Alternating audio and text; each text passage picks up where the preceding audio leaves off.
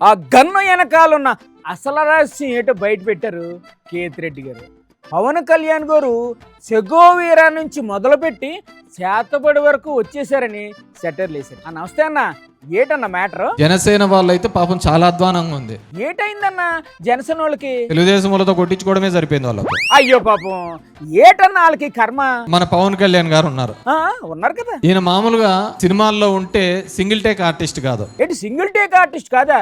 మరి బయటకు వచ్చినాడు అంటే సింగిల్ టేక్ ఆర్టిస్ట్. ఒక సింగిల్ టేక్ లోనే చెప్తా అంటాడు. ఏం చెప్తాడు సార్ సింగిల్ టేక్ లో? ఏం చెప్తాడు తర్వాత విషయం కానీ ఏదో ఒకటైతే చెప్తాడు కదా సింగిల్ టేక్ లో.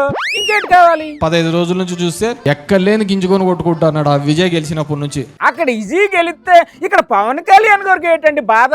విజయ్ గెలుపు ఇతని ప్రాణానికి వచ్చింది. మరి ఎంకి పెళ్లి సుబ్బు చావుకు వచ్చిందంటే ఇదే. అతను ఎట్లా గెలిచినాడో ఏమో తెలియదు కానీ ఇతన్ని మాత్రం తిట్టనోడు లేడు. తన తిట్టిన వాళ్ళని ఆయన కూడా గట్టిగానే తిట్టాడు కదండి, సెల్లుకు సెల్లు. మొన్న ఏడో తెలంగాణలో పోయి చెప్తాడు, నేను రాజశేఖర రెడ్డిని ఎదిరించినాను, నా గన్ను కూడా ఇచ్చేసినాను. ఇదని ఎందుకు గన్ను ఇచ్చినది? ఎందుకు ఇచ్చారు సార్ గన్ను? మీ అన్న కూతురు కంప్లైంట్ చేసింది, ఈ తిక్కలోడు నన్ను చంపుతాడు ఎప్పుడైనా అని చెప్పేసి. ఓహో, అదే అసలు సంగతి. ఎక్కడో చెగువేరా దగ్గర నుంచి మొదలు పెట్టి ఈ రోజు చేతబడి కాడికి వచ్చినావు. మీరు ఊరుకోండి అన్న.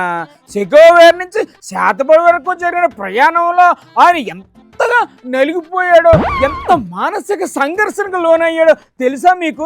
తెలియకపోతే తెలుసుకోండి.